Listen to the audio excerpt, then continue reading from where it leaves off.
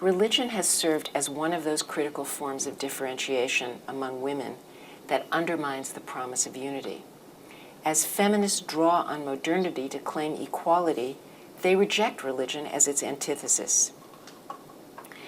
Joan Scott suggests that what we might put in a classic formulation, that religion is to modernity as women are to men. Women, like religion, is too emotional, too embodied, and too weak. Science, property, citizenship, and reason are the domains of the male. Religion, emotions, embodiment, and dependence are the worlds of women. Therefore, particularly for the founding generation of feminist scholarship, feminism and religion were antithetical. Women could not claim a religious life because religion was fundamentally a tool of oppression. Scott suggests that the only antidote to this unproductive binary thinking is to ask that feminist scholars begin to deconstruct secularism, just as they have universalism, liberalism, and nationalism, in order to understand its intellectual genealogy and to refocus on the ways in which women negotiate both the terrain of the secular and the religious. Scott's work is, for those of you who may not be familiar with it, is on Islam in France, and she's written about the issue of headscarves in schools. She is particularly concerned about French feminists' refusal to acknowledge the legitimacy of women's rights to cover their heads as feminists. What interests me about Jewish feminism is that it offers a kind of middle term to the binary so powerfully laid out by Joan Scott. If second-wave feminists laid claim to equality by dismissing religion as a tool of patriarchy, so too did second-wave feminists engage religious traditions to reshape and reinterpret them. In analyzing the different feminist claims on Judaism, we have an interesting view on the feminist paradox. We can only understand the meaning of equality by carefully unpacking it in its historical context in which it was created and through the meanings ascribed to it. I want, therefore, to look with you at three meanings of equality in Jewish feminism over a century, a period of a century, in order to understand the effort to equalize rather than reject patriarchal religions, and then its effect on this paradox that I'm discussing. As I noted at the outset, the inequality between men and women in Judaism rests on Jewish law. For those of you unfamiliar with it, gender confers status in Judaism. Men and women are differentiated fundamentally by their religious obligations. While they share the same negative commandments, prescribing everything from killing others to consuming unkosher food, men are positively obligated to a great many of the defining behaviors of Jewish life. Just two examples, study and prayer, that women are not.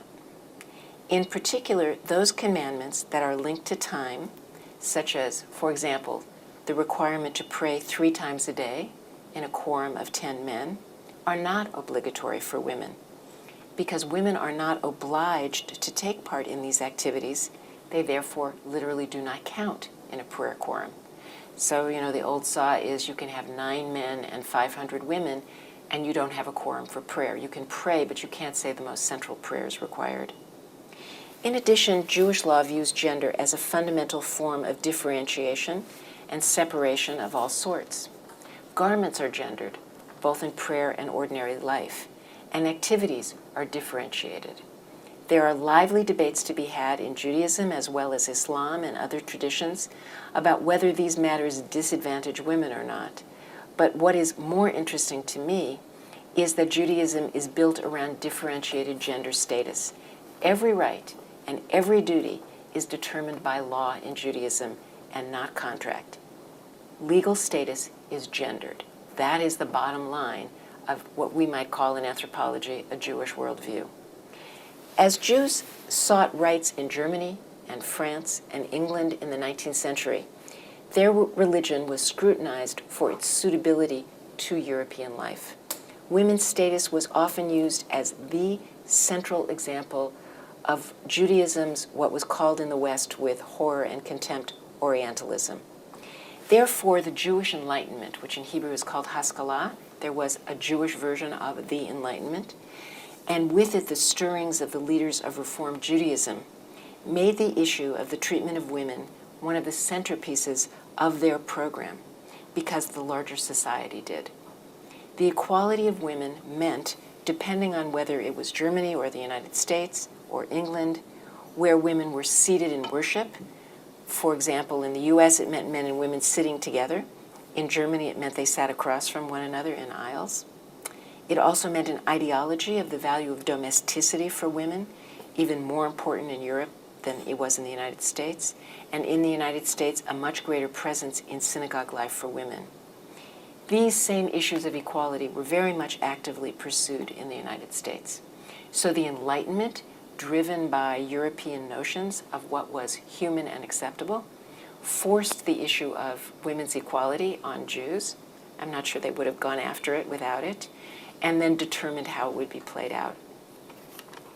In the late 19th and early 20th century, Jewish women were most likely to make a claim less for equality than for an active role in communal life. So the first stirrings of women-directed Jewish feminism in the United States did not use the language of equality, but more active presence, public presence, visibility, in search of what might be still called equality. Their rationale was the centrality of women to the reproduction of Judaism. Women had to raise the next generation, therefore they had to be visible and present, or how could they do it? They saw themselves as, in fact, saving Judaism for its future because too many men had abandoned it for capitalist joys. There were exemplary women leaders in the 19th century and early 20th century. There were women educators. There was even what we might think of as a rabbi in the Western United States who was a woman. There were women philanthropists. Many were committed to women's suffrage, very involved in it. Some opposed it. But the complex roots of equality, meaning the claim for access, including that was based on, now you know, anti-Semitism, Jewish anxiety, the valuing of modernity. In the United States, the presence of Protestantism as a model of how women should be, and suffrage, should underline, rather than obscure, the Enlightenment vision by which Jews could remain Jews. This is still an Enlightenment program. This vision of women's equality was more akin to a world of separate spheres, an implicit acceptance of the fundamental difference between men and women, but at the same time elaborating and expanding women's roles in public life. The ground for equality was, as I explained at the outset, Western concepts in service, paradoxically perhaps, of the persistence of Judaism, by no means assimilation. The earliest stirrings of Jewish feminism sought acculturation. At the same time, its leaders reimagined women's relationship to Judaism and to public life. And these women leaders fell prey to exactly what Joan Scott argued was feminism's paradox. Jewish women deserved equality in their view, but the women who were at the forefront of those efforts were often affluent, women of German and Western European descent. They certainly did not have Eastern European immigrant women in mind in their efforts, other than to completely alter their lives.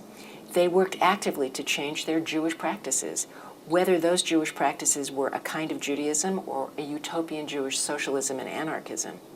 For these exemplars of modernity, then, gender equality was both the medium of acculturation to America and the coalescence of class. Exactly as we now know is the sort of besetting sin, in a way, of second-wave feminism.